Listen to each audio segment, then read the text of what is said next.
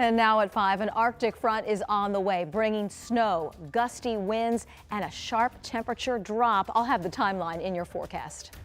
And we are following breaking news at 5. A shooting involving Indianapolis Metro police officers. We'll tell you what we're now learning about the situation on Indy's east side.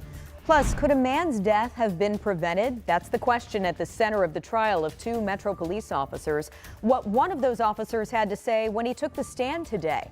Live from Indy, you're watching 13 News.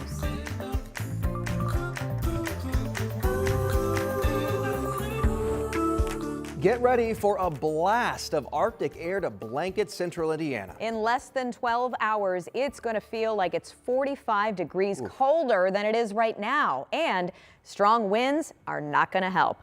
Good evening. I'm Jenny Runovich. And I'm Dustin Grove. We're in for Anne Marie and Felicia tonight. Angela's in the Weather Center tracking the impact the system's going to have on our night and into tomorrow. I'm almost afraid to ask Angela, how cold is it going to feel? It's going to feel 5 to 10 below by early tomorrow morning. So if you haven't already, you'll need the heavy coat, the hat, the mittens, a scarf. Arctic front is on the move into central Indiana.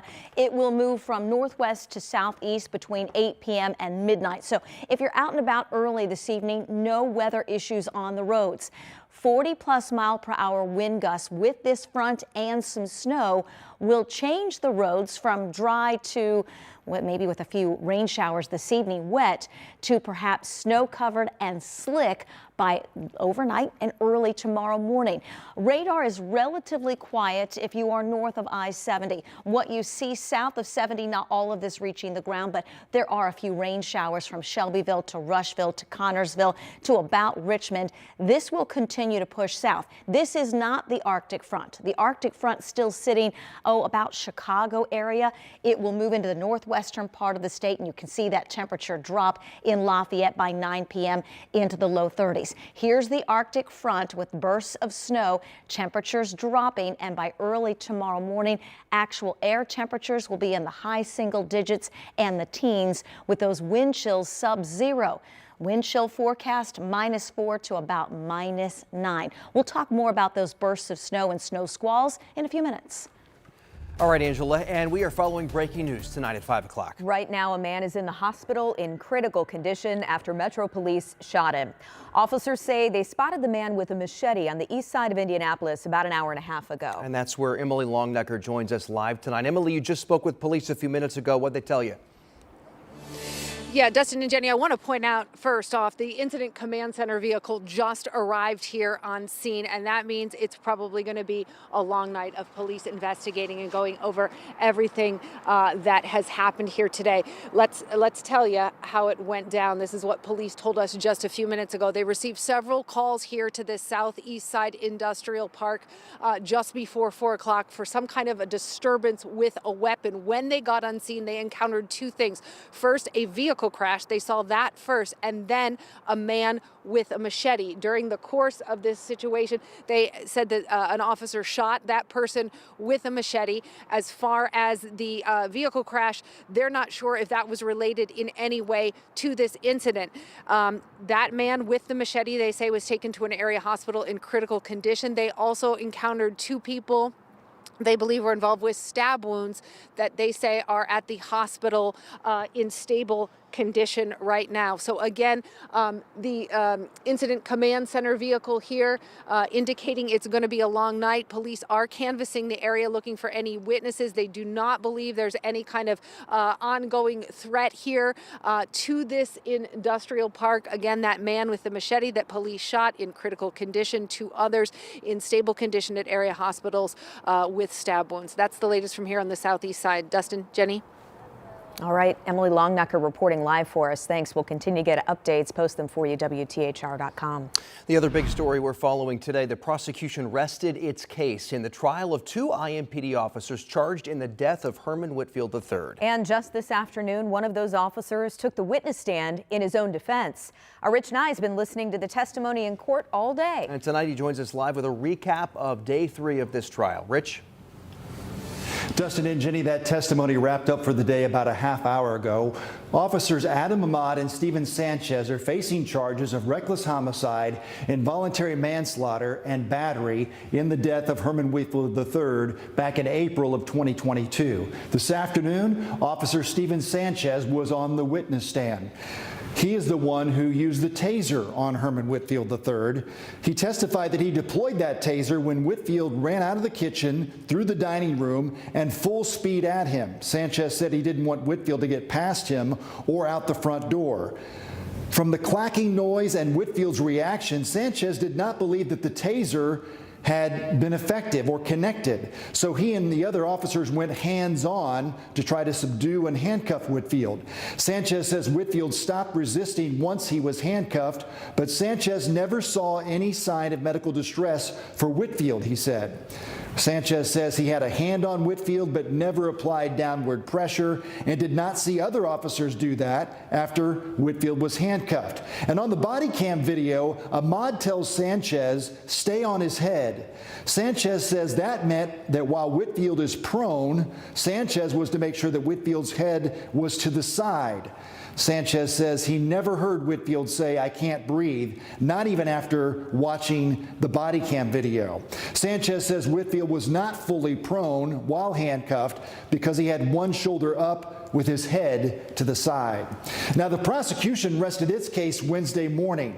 The pathologist who performed the autopsy on Herman Whitfield III testified that a combination of 5 factors led to Whitfield's death: cardiopulmonary arrest while being subdued by the officers, being restrained chest down, being struck by the taser, morbid obesity, and hypertensive cardiovascular disease.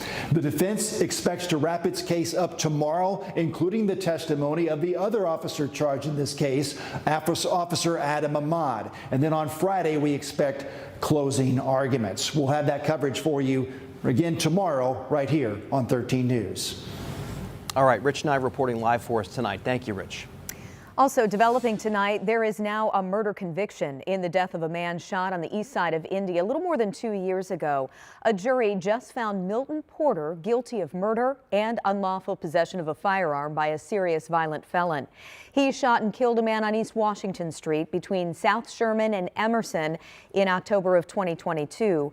Calvin Lawson Jr. died in that shooting.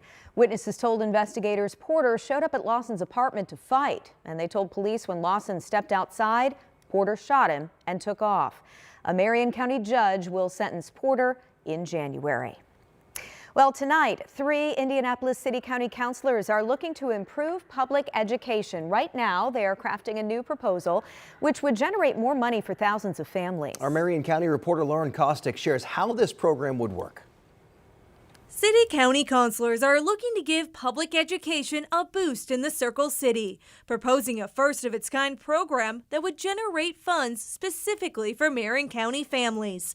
Majority Leader Maggie Lewis is leading the initiative alongside Rise Indy, saying the money would come from developers who get financial help from the city for big projects. And so again, those who are doing business with the city that are receiving incentives for capital projects, those who are receiving TIP funding, we're asking 1% of that funding to go to this initiative. That money would then go to families who need it the most, with a focus on literacy and math proficiency, transportation, and student services. Now, this proposal still has a long way to go. It will be introduced to the council in January, then sent to the Education Committee for approval before being sent back to the council in February for a final vote. In Indianapolis, Lauren Kostick, 13 News. Lauren, thank you. This proposed program may sound familiar. If it does, it's because it's similar to the Percent for Art initiative the city approved back in 2016. It requires developers who get help from the city to set aside some of that money for public art. Well, tonight, the Federal Aviation Administration is approving the closure of the downtown heliport in Indianapolis. However, there are several steps that have to take place before it actually shuts down. The process of closing the heliport started several years ago when the Indianapolis Airport Authority said the financial burden of continuing to run the heliport outweighed the public value. Right now, the heliport's only tenant is IU Health's Lifeline helicopter. The healthcare company is going to soon move its operations to a new facility at the Indianapolis Regional Airport. So, what'll happen to that land downtown? Well, this is where Mayor Joe Hogsett wants to build the city's new soccer stadium as he looks to attract a Major League Soccer team to Indy. You can read about the role the heliport plays in the Major League Soccer plans, as well as the Indianapolis Airport Authority's full statement on our website. It's there right now at WTHR.com. And more changes for our Circle City happening tonight, just about 20 minutes from now. City leaders will consider updates for the Hilbert Circle Theater. Renovating the home of the Indianapolis Symphony Orchestra and the Yuletide celebration requires extra approvals because this is in a historic district. Makes sense. So let's take a look at some of the renderings. Here's the exterior we all recognize now, but look up here. See that glass on top of the building? Yep. That's part of a new rooftop area. Ooh, yeah, this that's looks cool, cool, huh? This is a look inside that hospitality area on the roof. Really great view of the city. So developers say they looked at designs from as far away as Singapore to as close as Mass Ave for some inspirational changes. And that's evident in the new modern sleek side door entrance. This is next to Giorgio's Pizza. Yeah, sure does.